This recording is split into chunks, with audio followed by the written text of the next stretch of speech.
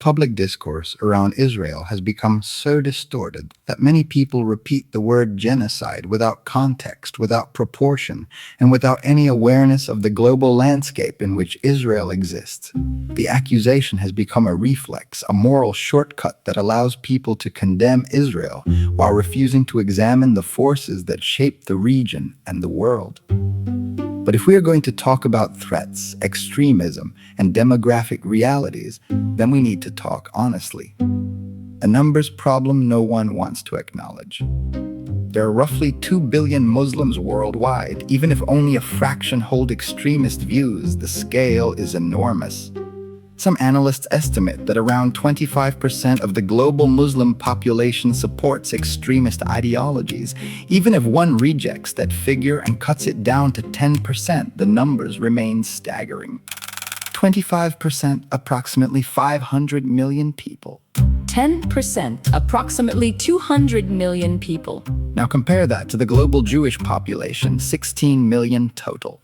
Even if 25% of Jews were extreme, a hypothetical with no basis in reality, the absolute number would still be tiny by comparison. The scale is not remotely comparable. Yet Israel, the world's only Jewish majority state, is the one accused of genocide, while extremist movements across the Middle East openly declare their ambitions, their territorial goals, and their desire to expand influence far beyond their borders. Extremist movements say their goals out loud. Many extremist groups openly claim that they already operate within or influence more than 50 Muslim-majority countries. Their stated objective is not to remain contained within those borders. Their strategy, documented in their own manifestos and speeches, is to expand influence into Western societies by blending into broader communities, using moderates as cover, and slowly shifting cultural and political norms.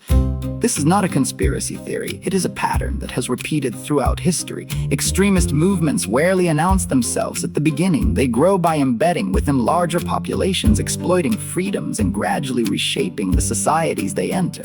Ignoring patterns doesn't make them disappear. When people accuse Israel of genocide, they often do so while ignoring the broader context.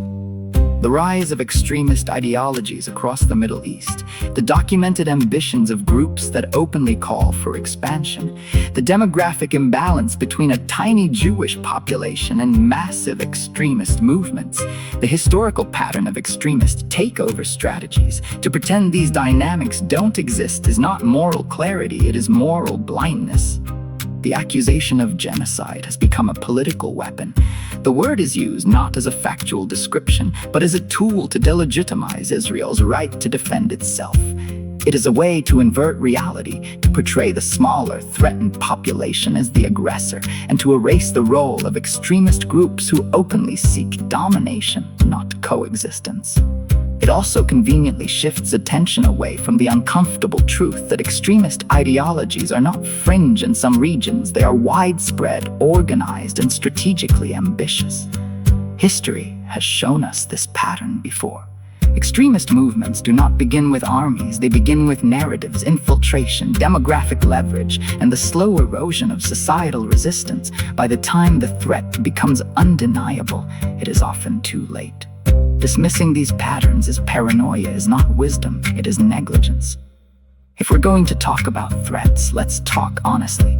Accusing Israel of genocide while ignoring the scale and ambition of extremist movements is intellectually dishonest. It reduces a complex global reality to a simplistic moral slogan. If the world wants to have a serious conversation about human rights, extremism, and the future of Western societies, then it must be willing to confront uncomfortable truths, not hide behind weaponized accusations.